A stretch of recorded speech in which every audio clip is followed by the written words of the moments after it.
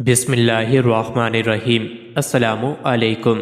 روزانہ واقعات سننے کے لیے اس چینل کو سبسکرائب کریں۔ ایک فقیر بہت مفلس و کنگال تھا۔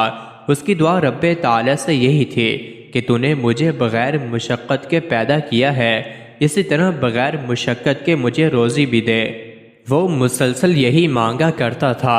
اللہ تعالیٰ نے اس کی دعا قبول کر لی۔ اسے خواب آیا کہ تو ردی والے کی دکان پر جا، وہاں بوسیدہ کاغذوں میں سے تجھے ایک کاغذ ملے گا، اسے لے آ اور تنہائی میں پڑھ۔ صبح اٹھ کر وہ ردی والے کی دکان پر گیا۔ ردی میں سے وہ تحریر گنج نامہ تلاش کرنے لگا۔ تھوڑی دیر بعد وہ گنج نامہ اس کے سامنے آ گیا جو اسے خواب میں نظر آیا تھا۔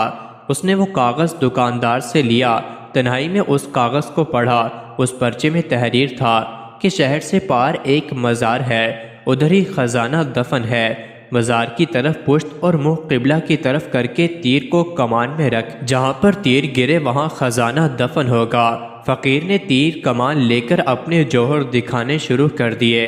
جہاں تیر پھینکتا وہاں جلدی سے بیلچے پھاوڑے لے کر زمین کھودنا شروع کر دیتا۔ بیلچے پھاوڑا اور وہ فقیر کند ہو گئے، مگر خزانے کا نام و نشان بھی نہ ملا۔ وہ روزانہ اسی طرح عمل کرتا، تیر پھینکتا، جس جگہ تیر گرتا اسے کھودتا، مگر خزانہ نہ ملا۔ تو فقیر کے اس پروگرام کا بادشاہ وقت کو پتہ چلا۔ بادشاہ نے اسے طلب کیا۔ اس نے ساری کہانی کہہ سنائی اور کہنے لگا، جب سے خزانے کا پتہ پایا ہے تلاش میں ہی ہوں، خزانہ تو نہ ملا، سخت تکلیف اور مشقت میرا مقدر بن گئی ہے۔ بادشاہ نے فقیر سے گنج نامہ لے لیا۔ خزانہ پانے کے لیے بادشاہ نے بھی تیر چلانے شروع کر دیے۔ 6 ماہ تک بادشاہ بھی تیر چلاتا رہا، مگر کچھ ہاتھ نہ آیا۔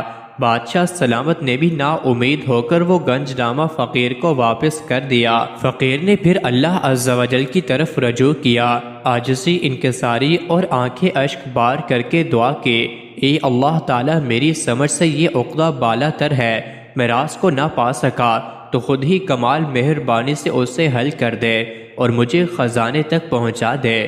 جب وہ عاجز ہو کر بارگاہ الہی میں سچے دل سے گر پڑا تو آواز آئی، میں نے تجھے تیر کو کمان میں رکھنے کو کہا تھا، تجھے تیر چلانے اور کمالات دکھانے کا نہیں کہا تھا۔ خزانہ تیرے پاس تھا، تیرے قریب تھا، تو تیر اندازی کے سفر میں اس سے دور ہوتا گیا۔ خدا کی ذات کو اپنے اندر اپنے دل میں تلاش کر، جو شاہ رخ سے بھی قریب تر ہے، اپنے من میں ڈوب تو خزانے تک پہنچ جائے گا۔ جمشید بادشاہ کی ایک نازنین محبوبہ مر گئی تو اس نے اس کو ریشمی کفن پہنایا۔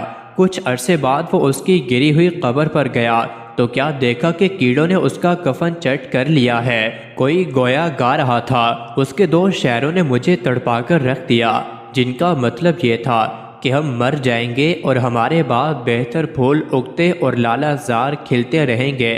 ساون، جیٹھ اور ماغ کے مہینے بھی آتے رہیں گے، مگر ہم مٹی بن چکے ہوں گے اور ہماری مٹی سے لوگ اینٹیں پات لیں گے، اس لیے کہ مرنے کے بعد انسان مٹی سے مل کر بالکل مٹی ہو جاتا ہے۔ مردے کا کفن معمولی ہو یا ریشمی، قبر دونوں کو تار تار کر دیتی ہے اور مردے کو کیڑے کھا جاتے ہیں، اس لیے نیک اعمال سے اس کا صدباب کرنا چاہیے۔ مزید ایسی ہی ویڈیوز کے لیے چینل کو ضرور سبسکرائب کریں۔